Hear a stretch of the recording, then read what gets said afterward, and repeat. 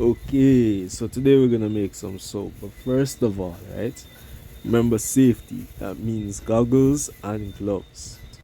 So soap is comprised of two main ingredients. Of course, you need your oils such as coconut oil.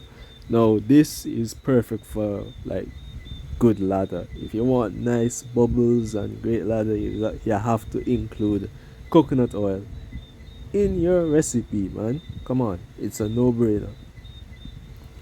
Next, for the hardness of the bar, you include shortening. So you can use shortening, palm oil, lard, or yeah, great for the hardening, and also add some conditioning properties. Also now we need something that's super like moisturizing. Olive oil way too expensive, so we are opting for sunflower oil because we kind of broke, and this is not something. Soap don't need to be a luxury. It's an everyday item. Come on. you know Citric acid, just because I like the way how it feels in the soap, and it also like yeah, so it's just a good additive all around. And here's the other main ingredient: sodium hydroxide, otherwise known as lye. Can't make soap without it. And of course you're gonna have your accessory um ingredients: fragrance oils, um essential oils, any mix of whatever. Just be sure to use the appropriate amounts, and you can easily find the amounts that should be used on online or something. Figure it out. Okay, so another useful item is a hand mixer. Of course, makes things go faster. We're not like in the olden days where we used to have to do things by hand. So here you need a crock pot. It's very good for melting that um, shortening, vegetable shortening, a couple jugs, and that's all you really need. Yeah, right, almost there. Gotta take a little bit out. We're almost there. Yeah, good enough. Alright, let's add our sunflower oils. And I think this one was about 380 grams. See, we use the moisturizing oils in high amounts. We use the oil that we're using for hardness in high amounts. And then the one for lather, which is a coconut oil, in lower quantities. So yeah, just a little tip more, man. Go for it. Oh no, we overshot again. But oh well, life goes on. Life goes on.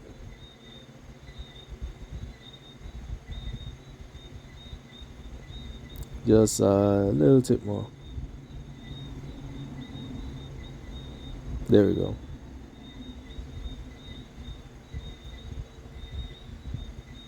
Into the crock pots where we'll mix it all together.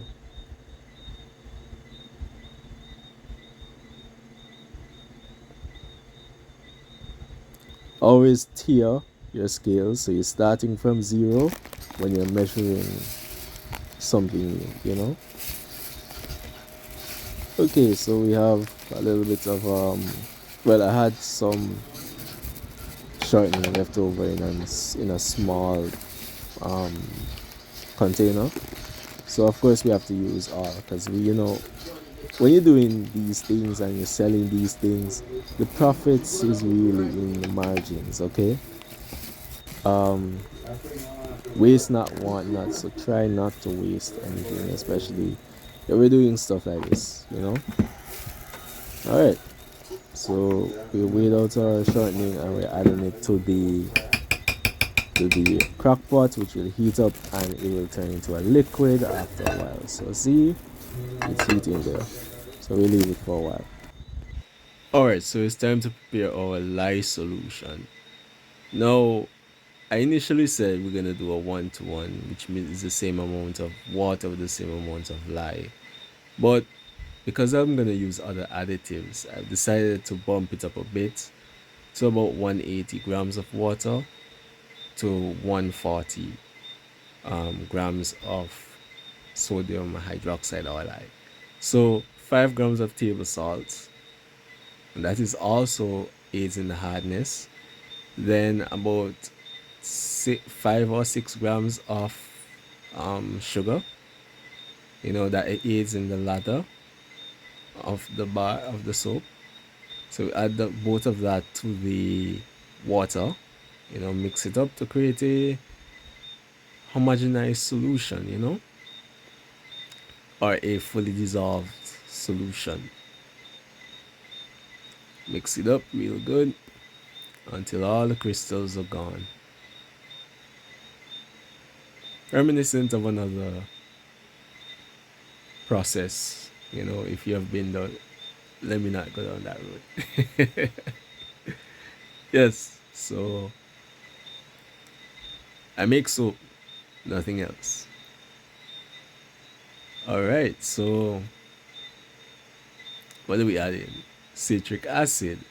And we're adding 18 grams of citric acid. Now, the thing about citric acid is that it reacts with the lye to create, I think, sodium citrate. So that reaction is kind of a neutralization reaction.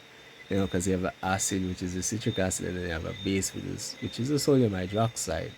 So, yeah, that reaction can get a little bit messy, but from you can see here, we went outside because lye sodium hydroxide can be dangerous, and I really don't intend on smelling any of the fumes. So we're gonna mix some stuff outside, where I can get fresh air and avoid any lung damage or anything like that. So we're pouring in the sodium hydroxide into the solution, and I'm doing this little by little because that reaction, that neutralization reaction, can get very volatile if I just dump everything in. But I'm very impatient. So what I did was I add the initial amount, which should neutralize all the citric acid in there, and then I just mixed everything up, you know. So I added some charcoal to the mix, because this is a great additive to remove impurities. Well, I can't even talk. Remove impurities from the skin and all of that. And people love to hear charcoal is in the soap. Next, I add my dye or my colorant, which I used here.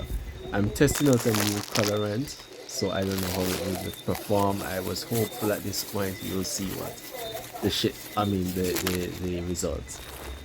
So I prep my molds, make one last mix.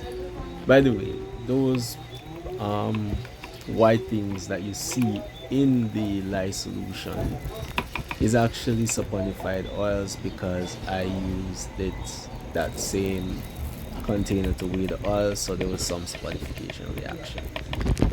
Some people strain, I usually strain, I can find my strainer, but it's safe. It's all dissolved and everything. Yeah, so we mix it up to the point of trace. Trace just means it's slightly thick and there's no separation. So we mix it up, and I'm loving at this point. I was loving the vibrant blue color, and then I was like, wait, why is it just turning algae green? You know, then it's turquoise. I had no idea what was going on here. Could it be some kind of reaction with the colorant? Either way, you know what? It still looks nice, so we'll go with it. I checked for the trace, see if there's any separation. There was none, so I kept on mixing. It always just looks like dirty green.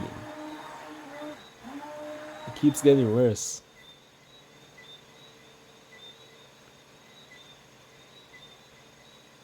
No, it's just dirt. uh, how did the color go from blue to that? I don't understand.